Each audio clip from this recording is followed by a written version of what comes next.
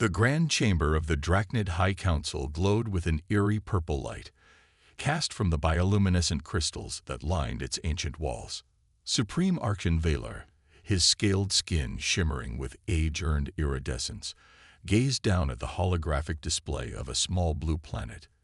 His secondary eyes blinked in contemplation, while his primary sep remained fixed on the data streams flowing through the air. They refused the integration protocol.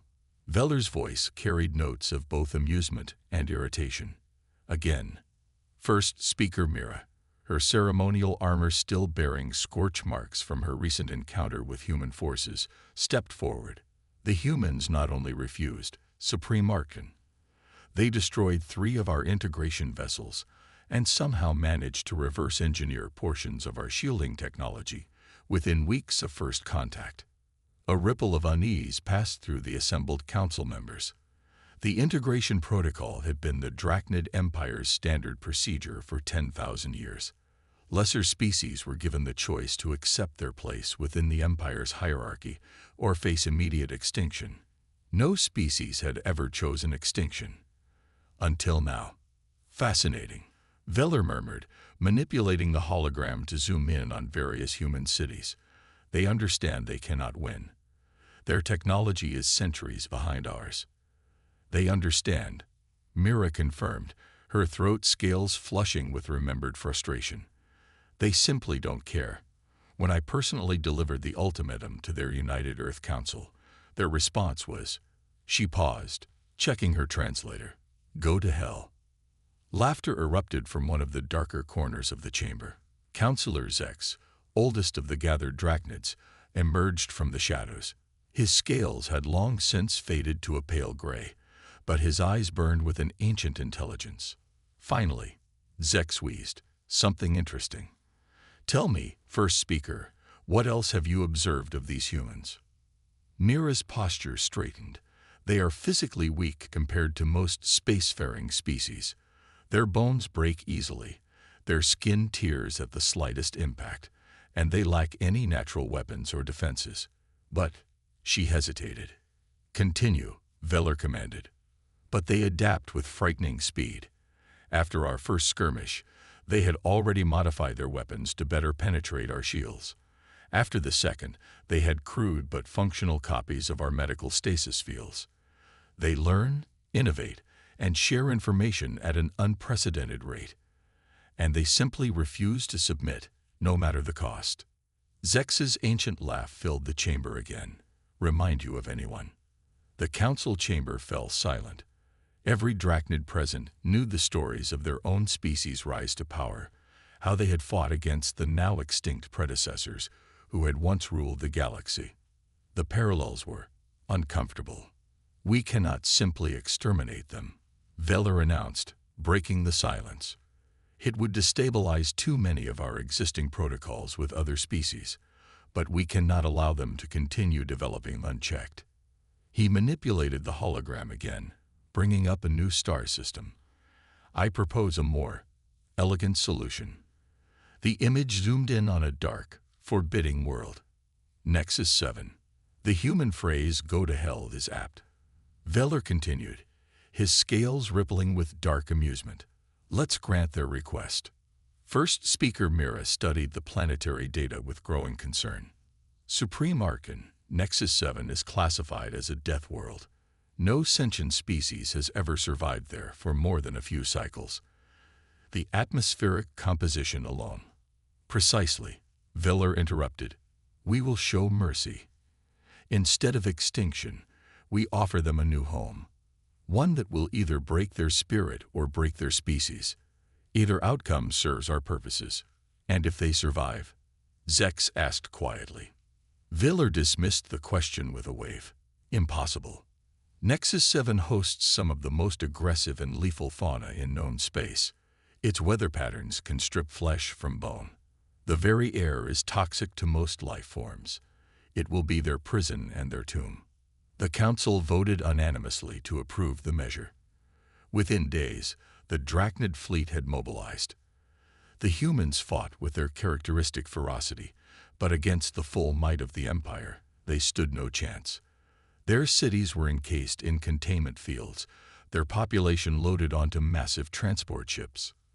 As Veller watched the first transports descend through Nexus 7's roiling atmosphere, he felt a slight twinge of something almost like regret. The humans had shown such potential, but the natural order had to be maintained. On the planet's surface, the first human colonists emerged into their new hell. The sky burned orange through a thick, toxic haze. Lightning rippled continuously through storm clouds that never seemed to end. In the distance, something massive moved through the perpetual twilight, its roar shaking the very ground. Colonel Sarah Chen, one of the few surviving military leaders, watched the Drachnid ships disappear into the storm-racked sky. Around her, nearly 10 million survivors of Earth's last stand huddled in the harsh alien environment, many already struggling to breathe in the dense atmosphere. "Well," she muttered, checking the charge on her salvaged plasma rifle, "they could have at least asked what humans do best." She turned to address the growing crowd of survivors, her voice carrying across the windswept plain. "We adapt, we survive, and then we get even." In the distance, something screamed, a sound that would have frozen the blood of any other species. But the humans didn't run. They had nowhere left to go. Instead, they began to organize, to plan, to adapt. The Drachnids had made a crucial mistake. They had assumed that sending humans to hell was a punishment. They hadn't considered that humans might make themselves at home there. And they certainly hadn't considered that humans might turn hell itself into a weapon. The story of humanity's greatest trial was about to begin, and with it, the Drachnid Empire's worst nightmare. 3 months into humanity's exile on Nexus 7, the planet had already earned a new name among the survivors: the Forge. Not because of its searing temperatures or constant electrical storms, but because of what it was doing to them. Colonel Chen stood at the entrance of what had once been a massive predator's den, now converted into one of the main human settlements. Her eyes, adapted to the perpetual twilight, scanned the horizon. The modifications had started small: enhanced night vision, improved lung capacity to filter the toxic air, denser bone structure to cope with the higher gravity. But they were accelerating. "Colonel," Dr. Marcus Webb approached, his tablet displaying a holographic readout of their latest findings. "You need to see this." The scientist's skin had taken on the slight iridescent sheen that many survivors were developing, a mutation that helped reflect the worst of the planet's radiation. Inside the command center, a team of engineers and scientists huddled around a discovery that would change everything. They'd found it buried deep in one of the crystalline caverns that honeycombed the planet's crust. A door, not carved or constructed, but grown from the same living crystal that seemed to pulse throughout Nexus 7's underground. "It's not just a door," Webb explained, his excitement barely contained. "It's part of a network, the entire planet. It's not natural. At least, not entirely. Something built this place, or grew it." Chen studied the holographic maps. The crystal formations they'd initially dismissed as geological oddities formed patterns, massive planet-spanning patterns that pulsed with energy they were only beginning to understand. The Drachnids didn't know, she realized. They thought they were throwing us into a death trap, but they actually gave us the keys to something far more powerful. A thunderous roar interrupted their discussion.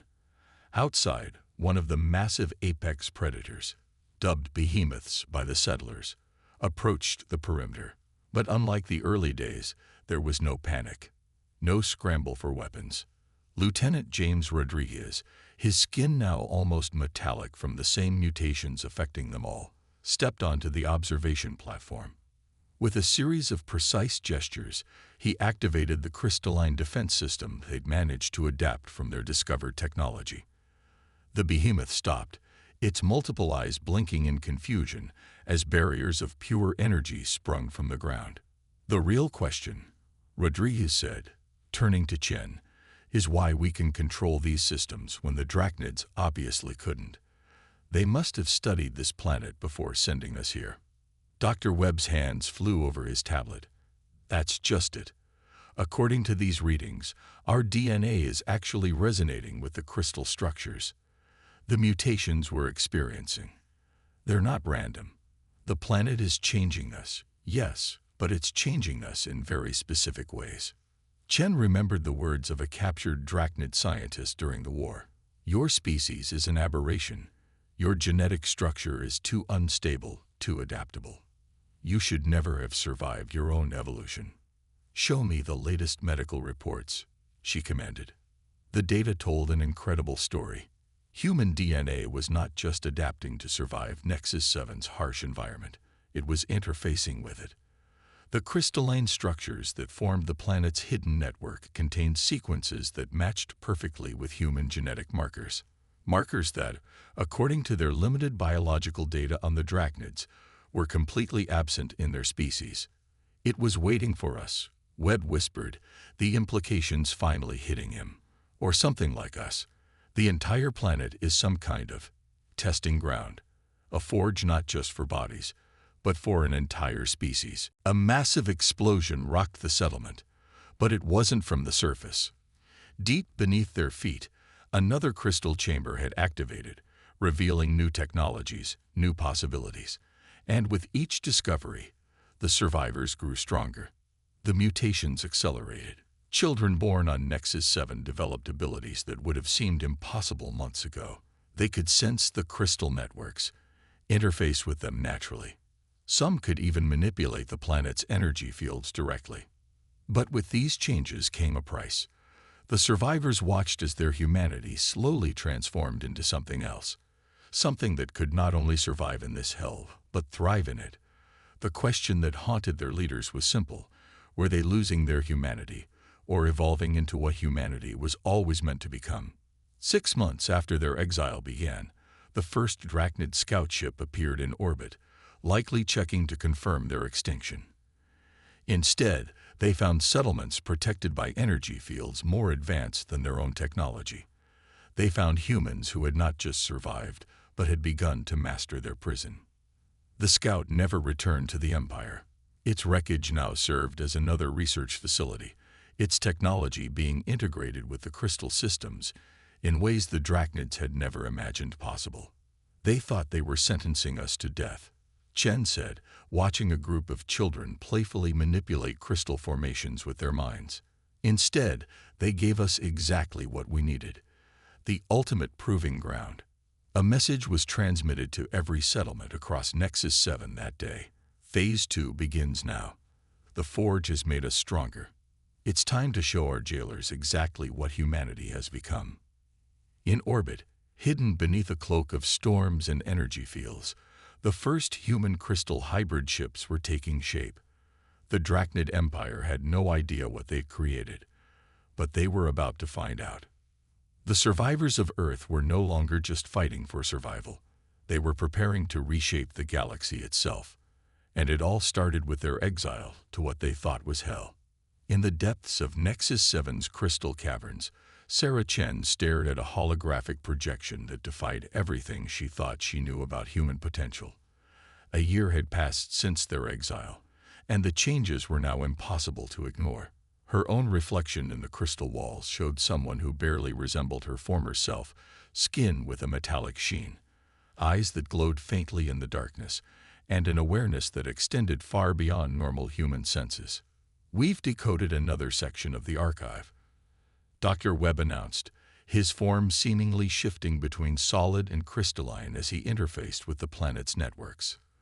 They called themselves the predecessors, and we weren't their punishment program. We were their succession plan. The chamber hummed with energy as more data streams flowed through the crystal matrices. The truth of Nexus 7 was far more profound than anyone had imagined. It wasn't just a prison planet or even a testing ground. It was an evolutionary accelerator, designed to find and transform beings worthy of inheriting the predecessor's legacy. They knew they were dying out. Webb continued, his voice resonating strangely through the crystal networks. Their civilization spanned galaxies, but they had reached an evolutionary dead end. They couldn't adapt anymore, couldn't survive the challenges of deep space. So they created places like Nexus 7, crucibles to forge the next generation of guardians. Lieutenant Rodriguez entered the chamber, followed by a group of children born on the planet. The children moved with impossible grace, their bodies perfectly attuned to the harsh environment. "Show them," he said softly. The youngest child, barely 6 months old, raised her hand. The crystal walls responded instantly, forming complex structures and interfaces that even their best scientists were still struggling to understand. The child smiled, and the entire chamber transformed, showing them visions of the predecessors' greatest achievements and their greatest fears. The Drachnids weren't the first to try ruling through force, Chen realized, watching the historical records play out. The predecessors faced similar empires in their time. That's why they created the Inheritance Protocol. They didn't want their technology falling into the hands of species that would only use it for conquest. The records showed hundreds of species that had been tested on various forge worlds. Most had failed, either dying out or proving themselves unworthy through their actions. But humanity had done something unprecedented. They had not only survived, but had begun to merge with the planet's systems in ways the predecessors themselves hadn't predicted. "It's our adaptability," Webb explained, bringing up comparative genetic analyses. "The very thing the Drachnids saw as a weakness is actually our greatest strength. We don't just survive change. We embrace it, integrate it, improve upon it." The predecessors' technology recognizes this trait and responds to it. But with their understanding came a new crisis. The changes affecting the human population were accelerating beyond their ability to control. Some colonists began developing abilities that bordered on the impossible: direct matter manipulation, consciousness transfer through the crystal networks, even limited time perception alteration. "We're approaching a breaking point," Chen announced to the gathered council of settlement leaders.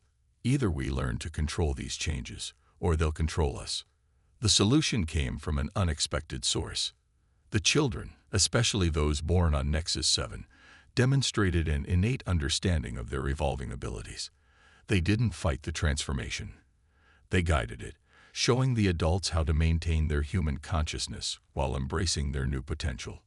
Deep within the planet's core, they discovered the central control nexus, a vast chamber where the predecessors had stored their most advanced technologies and knowledge. As humanity's first true hybrids interfaced with these systems, they understood the full scope of their inheritance. The Drachnids' empire, for all its apparent power, was nothing compared to the challenges the predecessors had faced. Ancient threats still lurked in the dark spaces between galaxies, threats that would eventually find their way to populated space. The predecessors hadn't just needed successors, they had needed guardians. "They're coming back," Chen announced one day, after a deep connection with the planet's core systems revealed a disturbing truth. The Drachnids, their long-range sensors must have detected our energy signatures. They're sending a fleet, not just scouts this time, but planet killers. But as the council gathered to plan their defense, there was no fear in the chamber. The humans of Nexus 7 were no longer the same species that had been exiled here in chains. They had become something new, something that combined humanity's adaptability and determination with powers their ancestors would have considered godlike. "Let them come," Rodriguez said, his body now a perfect fusion of human and crystal technology. "It's time they learned why the predecessors chose worlds like this as their forges. It's not the environment that makes it a death world, it's what it creates." As the first signs of the Drachnid fleet appeared in their long-range sensors, humanity prepared for a confrontation that would reshape the galaxy. The Forge world had done its work. Now it was time to show the Empire exactly what they had created in their attempt to destroy humanity. The awakening was complete. The real war was about to begin. The Drachnid war fleet emerged from hyperspace in perfect attack formation, their planet killer weapons primed and ready. Supreme Archonveller stood on his command ship's bridge, expecting to find a dead world, or, at worst, a handful of surviving humans scrabbling in the dirt. What he saw instead made his scales ripple with primal fear. Nexus 7's atmosphere, once toxic and storm-racked, now shimmered with controlled energy fields. Massive crystalline structures floated in precise geometric patterns around the planet, each one pulsing with power that exceeded anything in the Drachnid arsenal. But it was the humans themselves that truly made him understand the magnitude of his empire's mistake. Impossible, Viller whispered as the sensor data streamed in. The beings facing them barely registered as human anymore. They had become something else, a hybrid species that existed in perfect harmony with technologies his scientists couldn't even comprehend. Sarah Chen's voice resonated through every ship in the Drachnid fleet, transmitted through methods that bypassed all known communication protocols. "You sent us to hell." Her voice carried notes that triggered instinctive responses in Drachnid neural patterns. "We made it our home. Now let us show you what we've learned." The battle that followed would be spoken of for generations across the galaxy. The Drachnids launched their first strike, planet-killer weapons capable of shattering worlds. But before the attacks could reach the surface, they encountered defense systems that operated on principles that defied known physics. Rodriguez, now more energy than matter, led the first counterattack. The children of Nexus 7, those born into this new evolution of humanity, moved their consciousness through the crystal networks with impossible speed. They didn't just defeat the Drachnids' weapons, they reprogrammed them mid-flight, turning the Empire's own power against them. "You don't understand what you're dealing with."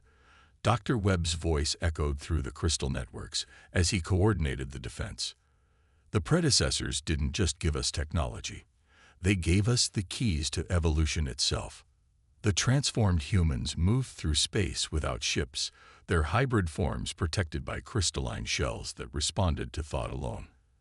They phased through Drachnid shields as if they didn't exist, their very presence causing the Empire's advanced technology to falter and fail. Wheeler watched in horror as his mighty fleet was systematically dismantled. Not destroyed. That would have been easier to accept, but transformed. The hybrid humans weren't interested in mere victory.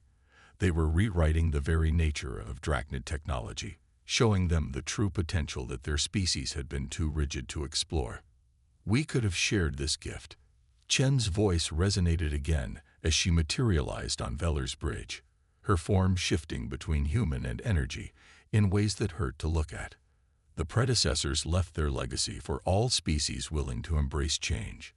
Your Empire's fear of evolution, of adaptation, is what made you unworthy.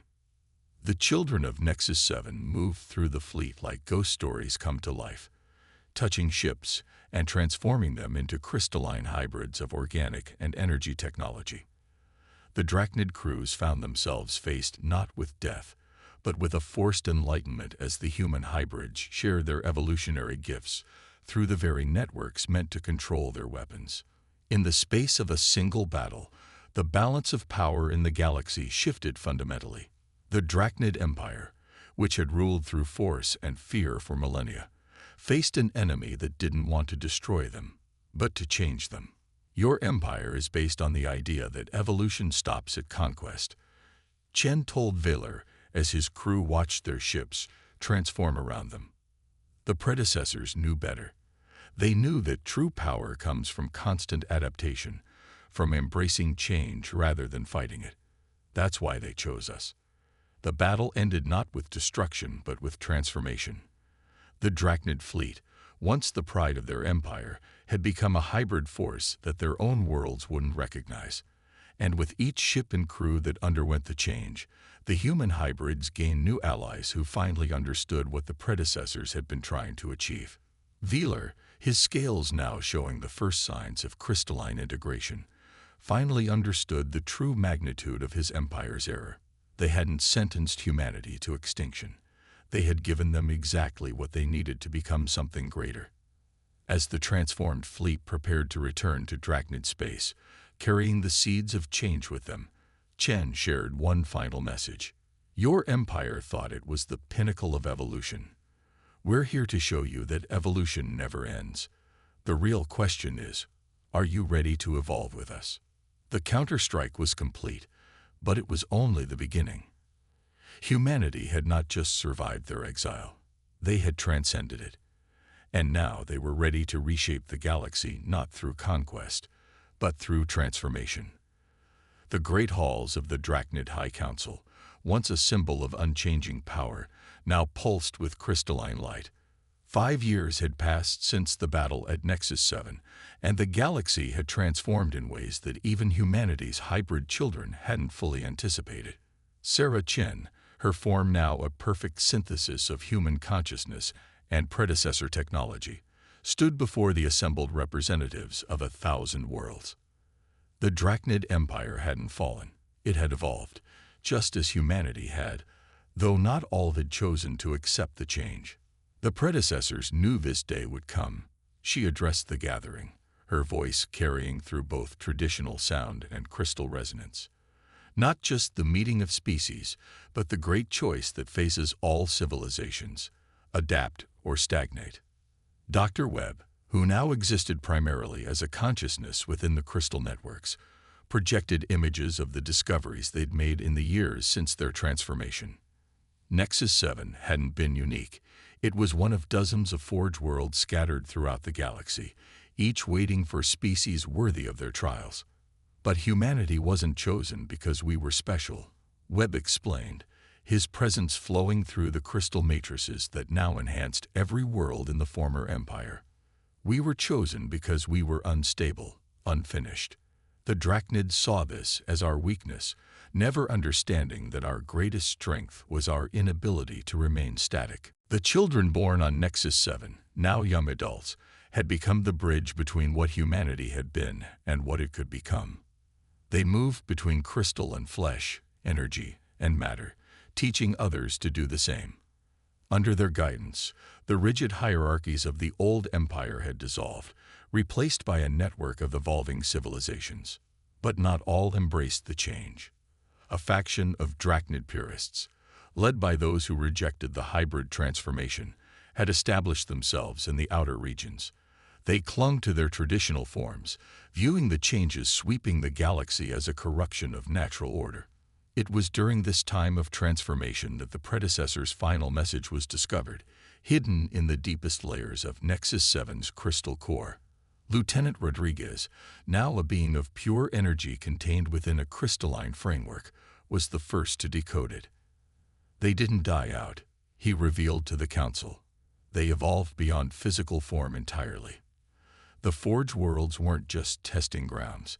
They were incubators for the species that would follow in their path. And now we know why. The message showed what the predecessors had discovered in their final evolution. Threats from beyond the galaxy's edge, ancient and patient, that would eventually threaten all life. The predecessors hadn't ascended out of choice, but out of necessity. They needed successors who could face these threats, who could adapt and evolve as needed. The gift they left us wasn't just technology or power, Chen explained to the assembled representatives. It was the understanding that evolution never truly ends. Each change, each adaptation brings new challenges and new possibilities. The purest Drachnids launched their final assault during this revelation, believing they could restore the old order. Their weapons, powerful by traditional standards, seemed primitive compared to what humanity and their allies had become. The battle was brief, not because of superior force, but because the hybrid defenders refused to destroy their attackers. Instead, they showed them the truth, not through violence, but through connection. The purists experienced firsthand the evolutionary potential they had rejected, felt the freedom of existence beyond their rigid forms. Most chose to join the transformation willingly, finally understanding that their fear of change had been their true prison. As the galaxy settled into its new reality, humanity's role became clear. They were not conquerors or rulers, but guides, helping other species understand and navigate their own evolutionary journeys. The Forge worlds activated one by one, calling to species ready to face their trials. The children of Nexus 7 spread throughout the galaxy, teaching and learning, showing that adaptation was not just about survival, but about growing beyond perceived limitations. The Drachnid Empire, once a force of stagnation, became a network of evolving civilizations, each finding their own path to transformation. And deep in the void between galaxies, the ancient threats the predecessors had warned about stirred, sensing the changes in the galaxy they had marked for conquest. But they would not find an easy target. Instead, they would face species that understood that true strength lies not in resistance to change, but in the ability to transform, adapt, and evolve. The legacy of Nexus 7 was not just the transformation of humanity or the fall of an empire. It was the understanding that evolution, of body, of mind, of civilization itself, was not just a means of survival, but the very purpose of existence. As Chen looked out at the assembled representatives, she saw not the end of a journey, but the beginning of something far greater. The predecessors gave us the keys to evolution, she said, her form shifting between all the stages of humanity's transformation. Now it's our turn to help others find their own path forward. The story of humanity's exile had become the story of the galaxy's awakening. And somewhere, in the spaces between dimensions, the predecessors watched their successors prepare for challenges they themselves had fled, knowing that this time, evolution would not stop at the edge of possibility. It would transcend it.